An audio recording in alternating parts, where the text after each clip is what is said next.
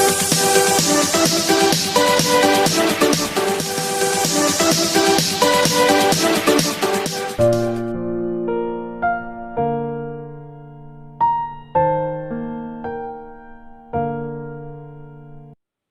Friends, you are most welcome in physics in easy way. दोस्तों, physics in easy वे में आपका बहुत बहुत स्वागत है। दोस्तों, पिछले वीडियो क्लिप में हमने भौतिक तुला को देखा था। एक अच्छी भौतिक तुला की क्या क्या विशेषता होती है, जिसको हमने देखा था।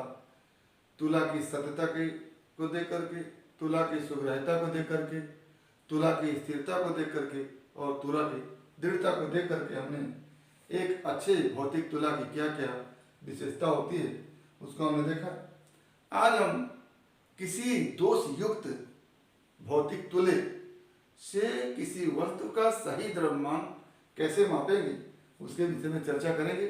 तो आज का हमारा टॉपिक है दोष युक्त तुले से किसी वस्तु का वास्तविक द्रव्यमान ज्ञात करना। टॉपिक है दोष युक्त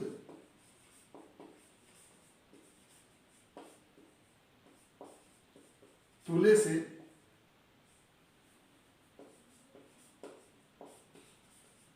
किसी वस्तु का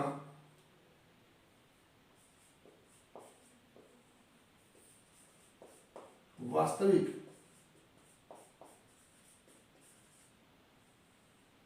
द्रव्यमान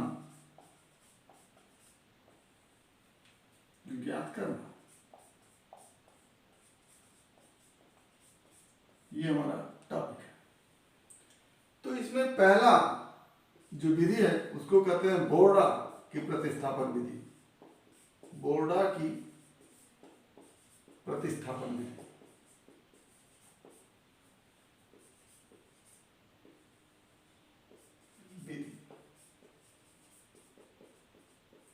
इस विधि में क्या करते हैं कि दोष युक्त तुले के एक पलड़े पर वस्तु रख देते हैं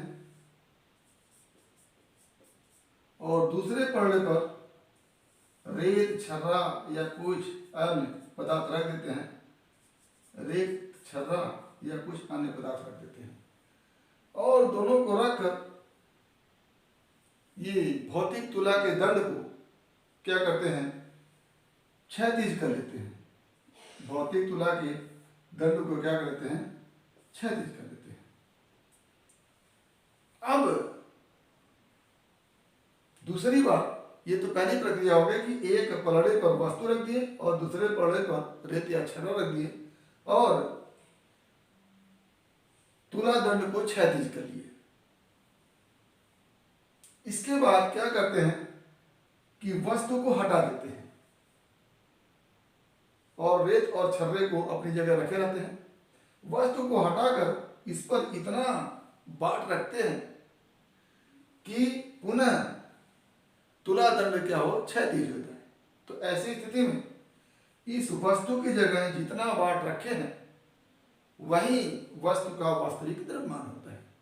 एक बार फिर से, इस दोष युक्त तुले से यदि किसी वस्तु के द्रव्यमान को मापना है तो सबसे पहले एक पलड़े पर वस्तु रखते हैं, दूसरे पलड़े पर रेत अथवा छर्रा रखते हैं। अब रख करके इस तुला दंड को क्षैतिज कर लेते हैं। पुनः वस्तु को हटाकर इसकी जगह पर बाट रखते हैं और इतना बाट रखते हैं कि पुनः तुला दंड क्या हो जाए, क्षैतिज हो जाए। तो इस वस्तु की जगह पर जितने द्रव्यमान का बाट रखे हैं वही द्रव्यमान इस वस्तु का द्रव्यमान होता है। तो ये बोर्डा की प्रतिस्थापन विधि के आधार पर वस्तु के वास्तविक द्रव्यमान को हम दोष युक्त तुले के सहयोग से ज्ञात कर लेते हैं। इसे प्रतिस्थापन विधि कहते हैं क्योंकि पहले हम वस्तु और रेत को लेकर के इस तुला दंड को क्षैतिज किए हैं और वस्तु के स्थान पर या वस्तु को बाट के स्थान पर प्रतिस्थापित कर दिए हैं, यानी वस्तु को हटा करके बाट को ले जाकर के यहाँ प्रतिस्थापित कर दिए हैं। तो ऐसी स्थिति में पुनः इस तुला दंड को क्षैतिज कर लेते हैं और वस्तु की जगह जितना द्रव्यमान का बाट रखते हैं वही द्रव्यमान जो होता है वो वस्तु का द्रव्यमान होता है। तो ये हमारा बोर्डा की प्रतिस्थापन विधि से किसी वस्तु के द्रव्यमान को ज्ञात करना है। जैसे रेत और वस्तु को रखकर हम इस भौतिक तुला को क्षैतिज किए हैं।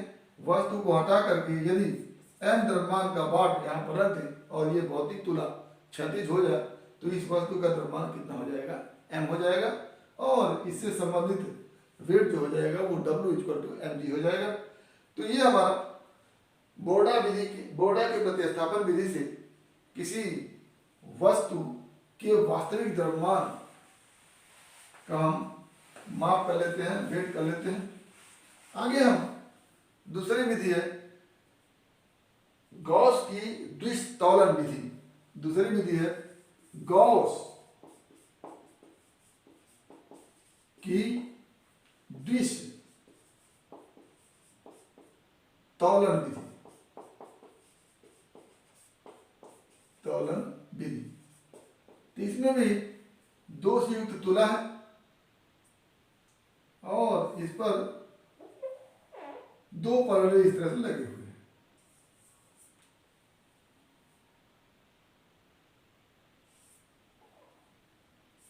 दो पलड़े लगे हुए हैं। मान लेते हैं कि ये आलम्ब से या मध्य बिंदु से इस पलड़े की लंबाई b है और इस पलड़े की लंबाई a है। कहने का आशय यह है कि ये इस प्रकार का दोषयुक्त भौतिक तुला है कि आलम्ब इस तुला दंड के मध्य में न होकर के मध्य से हट के है। यानी आलम्ब के एक तरफ के तुला दंड की लंबाई a है और दूसरी तरफ के तुला दंड की लंबाई b है, जबकि दोष से मुक्त तुले में या अच्छे तुले में, सत्य तुले में जो आलम्ब होता है वो बीचों बीच होता है और a और b की लंबाई सेम सेम होती है। तो अगर इस आलम्ब के दोनों ओर तुला दंड की लंबाई अलग अलग है और ये भौतिक तुला इस पलड़े पर बिना कुछ रखे ही क्षैतिज अवस्था में है, तो इसका आशय यह है कि इस पलड़े का द्रव्यमान कुछ और होगा और इस पलड़े का द्रव्यमान कुछ और होगा और इनके द्रव्यमान को हम P और Q मान लेते हैं, क्योंकि यदि ये दूरी अलग अलग है तो इस दूरी के कारण, अलग अलग होने के कारण ये P का मान अलग होगा और Q का मान अलग होगा, तब ये क्षैतिज अवस्था में होगा। और इस स्थिति में क्या होगा कि पहले P का आघूर्ण अक्ष के प्रति, P का इस अक्ष के प्रति आघूर्ण P × A बराबर Q का इस अक्ष के प्रति आघूर्ण Q × B। ये होगा इक्वेशन पहला। अब जो तौली जाने वाली वस्तु है मान लेते हैं उसका द्रव्यमान W है। तो पहले उस तौली जाने वाली वस्तु को P पलड़े पर रखते हैं और यहाँ पर इसको क्षैतिज करने के लिए Q वाले पलड़े पर W1 द्रव्यमान रखा जा रहा है। यानी पहले तो P और Q अकेले अकेले थे तो उनका हमने बल आघूर्ण निकालिए P × A = Q × B। अब हम इस जिस वस्तु के द्रव्यमान को मापना है उस वस्तु को P पलड़े पर रख रहे हैं, तो अब इस P पलड़े का संयुक्त द्रव्यमान हो गया P + W और ये इसको क्षैतिज करने के लिए यदि बाट W1 रखा जा रहा हो तो ऐसी स्थिति में यदि तुला संतुलन में है, क्षैतिज में है, तो फिर बल आघूर्ण बन के आएगा P + W × A = Q + W1 × B। ये इक्वेशन 2 होगा। इक्वेशन 1 और 2 से अगर देखें तो क्या बन के आता है W × A = from equation 1 and 2 1 and 2 क्या बन के आएगा P × A = Q × B पहला इक्वेशन है। दूसरा इक्वेशन में P × A भी आएगा और W × A भी आएगा। यहाँ पर Q × B भी आएगा, W1 × B भी आएगा। तो P × A से कैंसिल हो जाएगा, यहाँ पर बचेगा W × A = Q × B, Q × B से कैंसिल हो जाएगा, यहाँ पर बचेगा W1 × B। ये इक्वेशन 3 हम कर लेते हैं। अब इस W को, इस वस्तु को जिसका द्रव्यमान W है, इसको यहां पर रख देते हैं, ये W यहां चला गया, और इसको क्षैतिज करने के लिए मान लेते हैं कि यहाँ पर W2 वाट रखना पड़ा। तो ऐसी स्थिति में फिर हमको एक इक्वेशन मिलेगा, P plus W2 into A equal to Q plus W into B। अब यहां से हो जाता है हमारा PA plus AW2 equal to QB plus BW। ये इक्वेशन 4 हम कर लेते हैं। अब इक्वेशन 4 और 1 से देखते हैं, इक्वेशन 4 एंड 1 से क्या मिल कहता है, PA से कैंसिल हो जाएगा, QB से कैंसिल हो जाएगा, बनेगा क्या आपके पास W2 इंटू A बराबर W into B, W into B बराबर W2 इंटू A। तो W into B equal to W2 into A और W into A equal to W1 into B। यहां से हम इन दोनों इक्वेशन का मल्टीप्लाई कर देते हैं, तो क्या बन जाता है W A into W B equal to W1 B into W2 A, W2A W1B W1B WB और WA। या ये कैसे बन जाएगा इक्वेशन 3, इक्वेशन 3 में इक्वेशन 4 से क्या करिए, इक्वेशन 5 से क्या किए, मल्टीप्लाई कर दिए, इक्वेशन 3 मल्टीप्लाई इक्वेशन 5। तो यहां से बन के आता है W square AB equal to W1 W2 AB, और AB से क्या हो जाएगा, कैंसिल हो जाएगा, क्या बचेगा W square equal to W1 W2 under root में, या W equal to W1 W2 under root में। तो ये हमारा एक फॉर्मूला बन के आता है कि पहले वस्तु को P पलड़े पर रखते हैं तो इक्वेशन 2 प्राप्त होता है, फिर वस्तु को Q पलड़े पर रखते हैं तो इक्वेशन 4 प्राप्त होता है। और इस तरह से इक्वेशन 1 बिना वस्तु के रखे P into A equal to Q into B रखे, तो इक्वेशन 1 और 2 से अगर हल करते हैं तो हमारा ये इक्वेशन 3 आता है, और इक्वेशन 2 और 4 से हल करते हैं तो हमारा 5 हो गया। अब इक्वेशन 5 और इक्वेशन 3 का क्या कर देते हैं, मल्टीप्लाई कर देते हैं, तो ये हमारा इक्वेशन बन के आता है।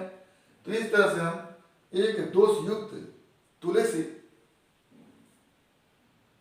वस्तु के वास्तविक द्रव्यमान को निकालेंगे। अब यदि भौतिक तुला का आलम मध्य में हो, यानी A बराबर क्या हो, B हो, तो इसी इक्वेशन में A और B को क्या करेंगे, बराबर कर देंगे। तो यहां से हो जाता है P बराबर Q, P बराबर Q हो जाता है। A और B जब बराबर करेंगे तो P बराबर Q हो जाता है। यहां से हो जाता है P plus W into A बराबर Q plus W1 into A से कैंसिल हो जाता है, क्या बनता है P plus W equal to Q plus W1। ये इक्वेशन एक बन जाता है। और आगे इस इक्वेशन में हम A और B बराबर करते हैं तो क्या बन जाता है P plus W2 equal to Q plus W, Q plus W। अब P plus W Q plus W, ये इक्वेशन को हम क्या करते हैं, जोड़ देते हैं। क्या बन के आता है P plus W plus Q plus W equal to P plus Q plus W1 plus W2। तो यहां से P प्लस Q से क्या हो गया, कैंसिल हो गया, यहां बचा 2W equal to W1 plus W2 by 2। ये 2W या W हो गया W1 प्लस W2/2,